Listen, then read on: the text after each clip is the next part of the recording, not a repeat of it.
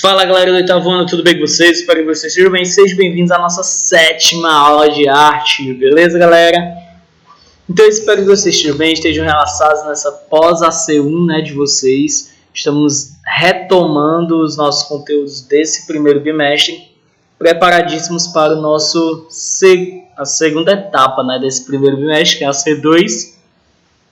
Então vamos lá galera, antes de começar eu gostaria de comentar com vocês que dia 22, aliás, que vamos do início, nós estamos fazendo um projeto escolar no qual consiste numa gamificação, ou seja, um torneio anual com algumas atividades, certo?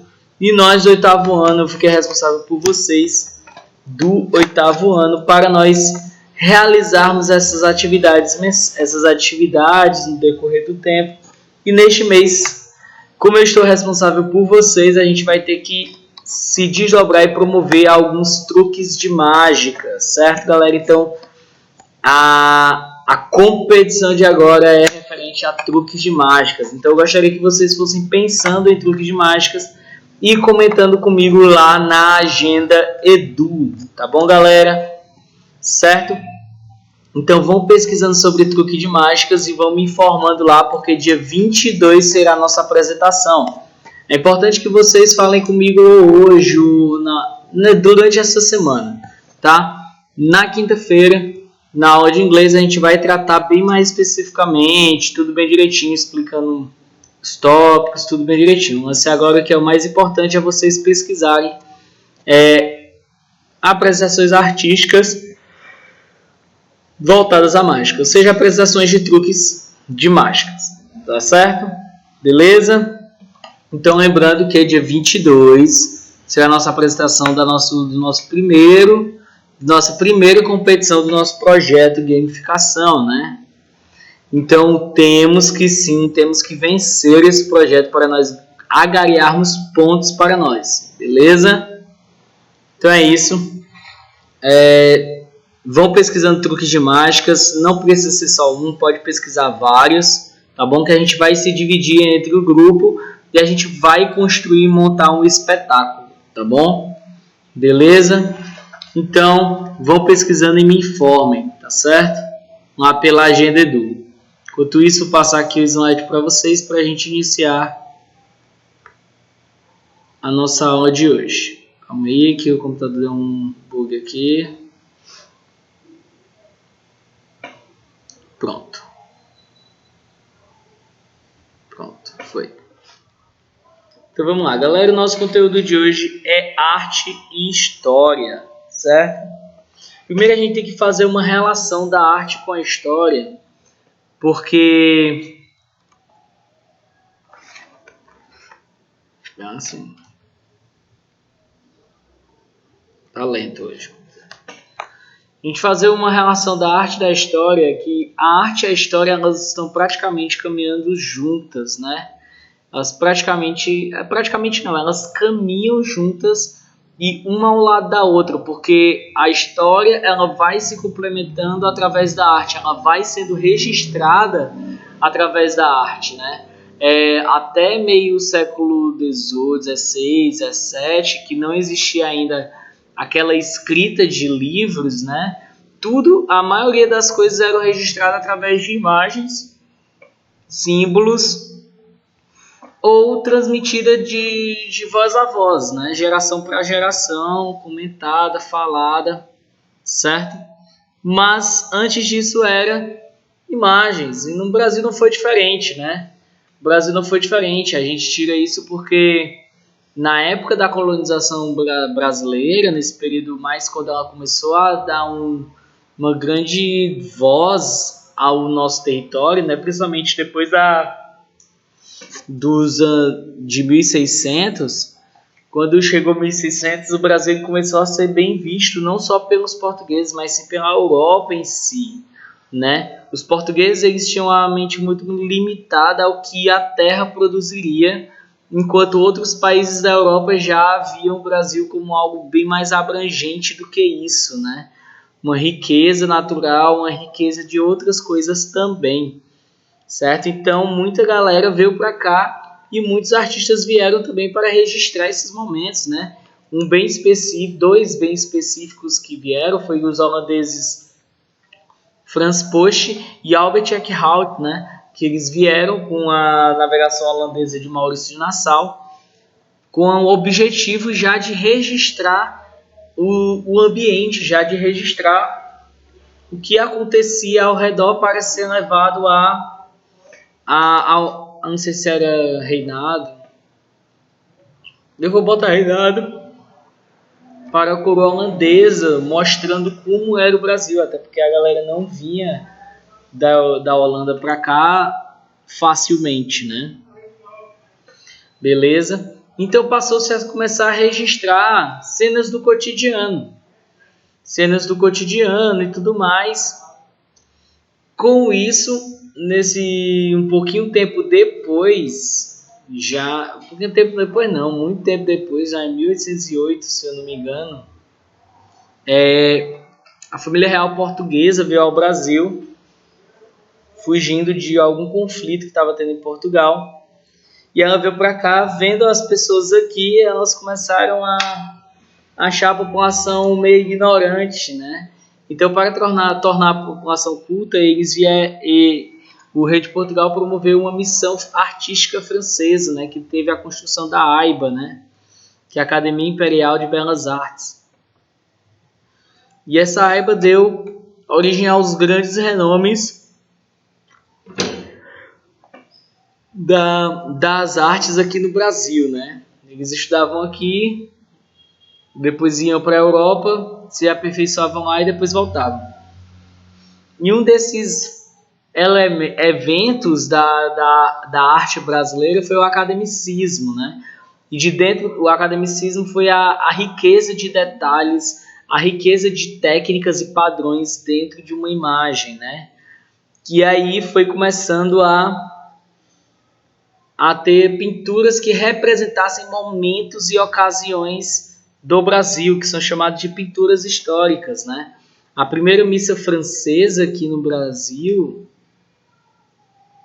ela foi representada e catalogada por Victor Meirelles, né? Que lá ele viu que a missa estava sendo realizada para os índios e desenhou, ou até mesmo como forma de inspiração, de relatos de pessoas, né? Então, a ideia da pintura histórica não necessariamente ela vai estar relacionada à pessoa que estava lá e pintou tudo ao mesmo tempo. Não, ela pode fazer essa pintura histórica através de relatos, ou se ela esteve, obviamente ela não estaria parada observando e fazendo todo o processo. Quando a gente voltar aqui, eu vou explicar bem direitinho utilizando esta imagem aí. Então vamos voltar aqui, certo? Então nessa primeira missa francesa, mostra justamente a primeira missa que houve no Brasil, que foi muito mais para os índios, sem os índios meus, sem entender muita coisa. Mas foi realizada para eles, e isso foi um marco histórico, né? Isso não deixou de ser um marco histórico. Porém, entretanto, a gente consegue começar a perceber com o desenrolar da arte, né? A arte ela sai do academicismo para o modernismo muito rápido, né? Principalmente após a Semana de Arte Moderna, né? Em 1822, tá? Então o academicismo começa a andar junto com o modernismo, e com isso, galera, muitas das pessoas elas vão e, digamos assim, fazendo releituras dessas obras artísticas, né? Como, por exemplo, a obra a seguir é a mesma representatividade da obra, ou seja,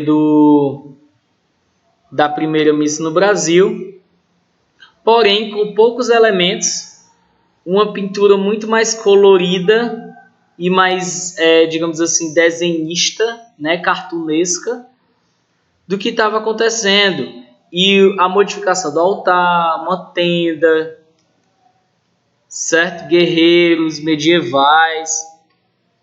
Então tudo isso aí foi colocado por Glauco, acho que é Glauco Rodrigues, né? Ou seja, Glauco Rodrigues, ele fez isso aí.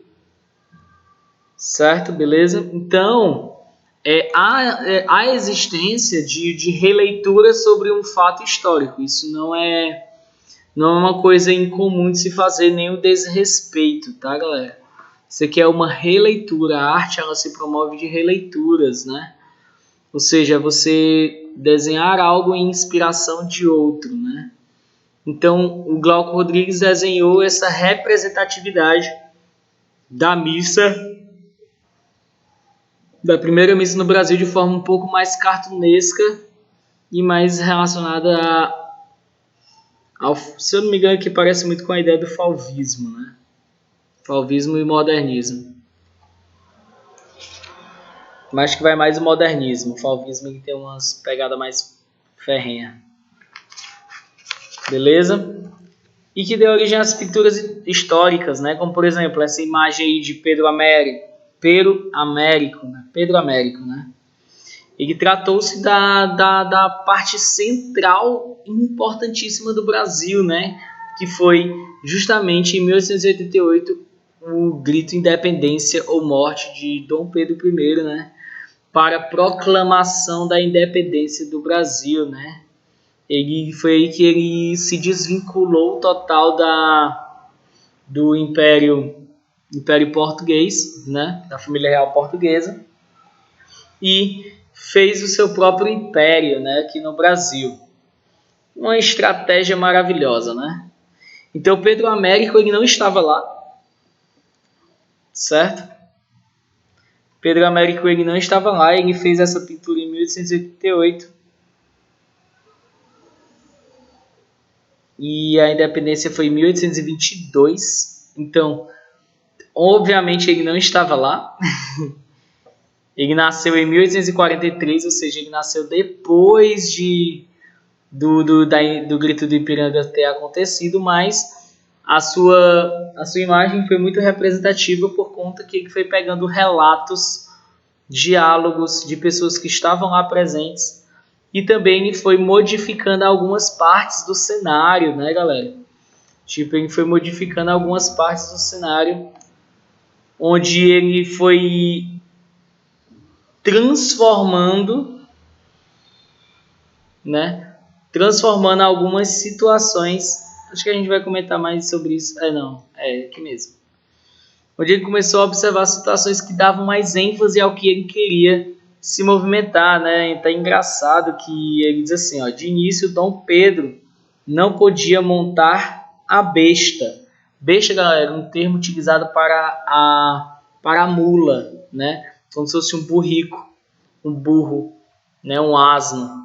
Certo? Então, de início, Dom Pedro, que é esse cara que está levantando a espadinha, não podia montar a besta, porque não ia dar credibilidade, né? Porque as testemunhas falavam que ele estava numa besta. Então, o pedestre, animal, apesar de ter arcado com o peso imperial, teve o desgosto de se ver substituído por um cavalo. Ou seja, além de carregar Dom Pedro I, ele ainda foi saído fora da história, né? E botado um cavalo no lugar dele. Outra questão, com maior razão, o pintor Augusto, que merece respeito, venerável, né? Esse nome é Augusto, né? O Augusto Moço, o moço que merece respeito e veneração, não podia ser representado com traços fisionômicos de quem sofria as incômodas cólicas de uma diarreia, né? Ou seja, Dom Pedro I estava com a diarreia, estava se contorcendo todo, certo?